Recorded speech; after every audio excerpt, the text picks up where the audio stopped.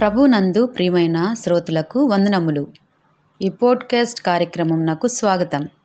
మీ అందరి కొరకు ఈ కార్యక్రమమును ప్రసారం చేయుచున్నాం. విని దైవాశీస్సులు పొందుకోగలరు. దేవుని పరిశుద్ధ నామమునకు స్తుతి కలుగును గాక.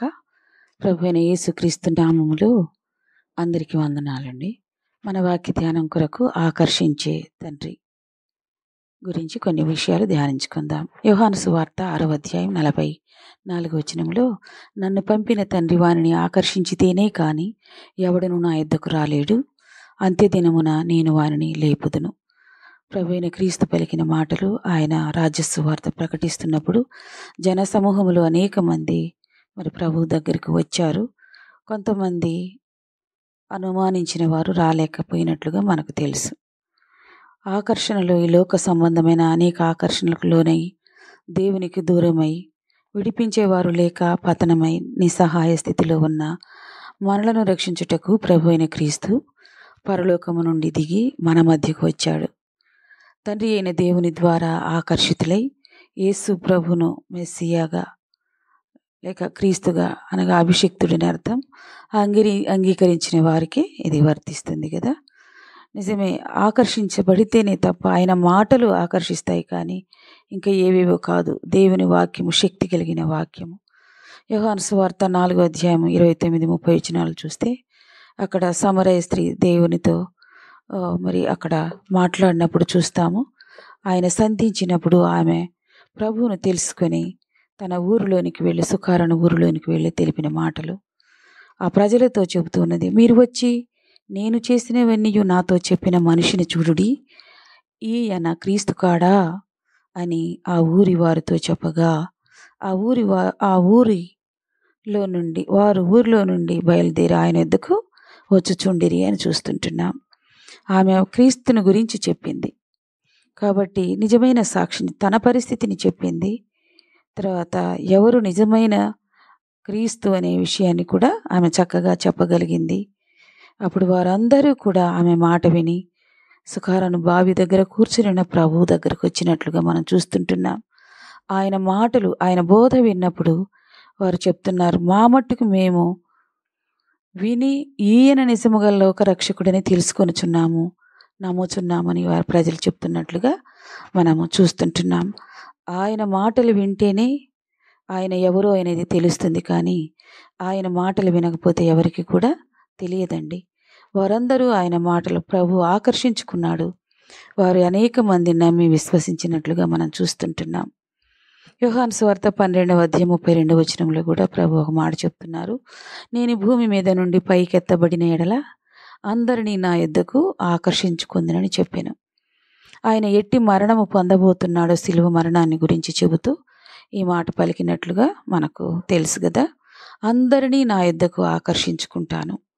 ఆయన మరణించి తిరిగి లేచుట ద్వారా, ఆయన మరణము ద్వారా అందరినీ అంటే కొందరిని కాదు, లేకుంటే ఒక వంశమని, ఒక భాష మాట్లాడేవారు, ఒక తెగ ప్రజలని, ఒక జనమని కాదు, కానీ ప్రతి ఒక్కరిని కూడా, అందరినీ కూడా ఆయన ఆకర్షించుకునే ప్రభు.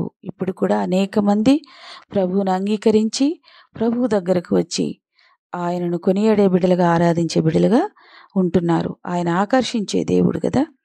కాబట్టి అలాగా ఆయన సిలువలో మరణించి 3వ దినమున లేచి తిరిగి లేచిన ప్రభు. ఆయన ఎందు విశ్వాసం ఉంచి వానికి నిత్య జీవం ఇచ్చే దేవుడు. తర్వాత వాళ్ళ అంత్యదినమున నేను లేపుతానంటాడు. చనిపోయి తిరిగి లేచిన తర్వాత ఆయన అంత్యదినమును లేపుతానంటున్నాడు. మనలను తిరిగి లేపే ప్రభువు. రాకడలో మనము సజీవంగా ఉంటే ఆయనతో పాటు వెళ్తాం. కాకపోతే ముందుగా చనిపోయినా కానీ ప్రభు అంత్యదినమున మనను లేపే దేవుడు. కాబట్టి హోషేయ గ్రంథం 11వ అధ్యాయము 4వ వచనంలో ఒక మాట అంటున్నాడు. ఒకడు మనుషులను తోడుకొని పోవునట్లుగా స్నేహబంధములతో నేను వారిని బంధించి ఆకర్షించి తిని, ఒకడు పశువుల మీదికి కాడిని తీసినట్లు నేను వారి కాడిని తీసివేసి వారి ఎదుట భోజనం పెట్టి తిని, ఇశ్రాయేలుల విషయంలో ఐగుప్తు బానిసత్వము నుండి విడుదల చేసి వారిని 40 సంవత్సరముల అరణ్యములో పోషించి మరి కనాను దేశమును వారికి స్వాస్థ్యం ఇచ్చినట్లుగా మనం చూస్తుంటున్నాం. అలాగే ప్రభువు మనల్ని అపవాది కాడి నుండి, పాపము నుండి విడుదల చేసి, ఆ ఆకర్షణ నుండి మనల్ని విడుదల చేసి, ఆ పాపపు ఆకర్షణ నుండి విడుదల చేసి, మరి ప్రభు శరీరం యొక్క రక్తమును జ్ఞాపకం చేసుకున్నట్టుకు ఆ బలలో పాల్గొనడానికి ప్రభు మనకు కృప ఇచ్చాడు. కాబట్టి మనల్ని ప్రభు ఆకర్షించుకున్నాడు, ఆయన కృపలో రక్షించుకున్నాడు. రక్షించుకున్న మనము దేమాలాగా వెనక్కి వెళ్ళకూడదు కదా. దేమా మొదట సువార్త పనుల జత పనివాడుగా ఉన్నాడని ఫిలెమోను పత్రిక 1వ అధ్యాయం 1:24 మనం చూస్తాము. పౌలుతో ప్రయాసపడినవాడు తర్వాత కాలంలో దేమా ఇహలోకమును స్నేహించి నన్ను విడిచి తెస్సలోనికకు వెళ్ళినని మనం చూస్తాం. ఈ లోక స్నేహం దేవునితో వైరము, తిరిగి వెళ్ళిపోయాడు దేమా లోక ఆకర్షణలకు లోనై. కాబట్టి ప్రభునందు విశ్వాసం ఉంచిన మనము ప్రతి పరిస్థితిలో లోక ఆకర్షణలకు లోను కాక ప్రభు ఆకర్షించి రక్షించాడు.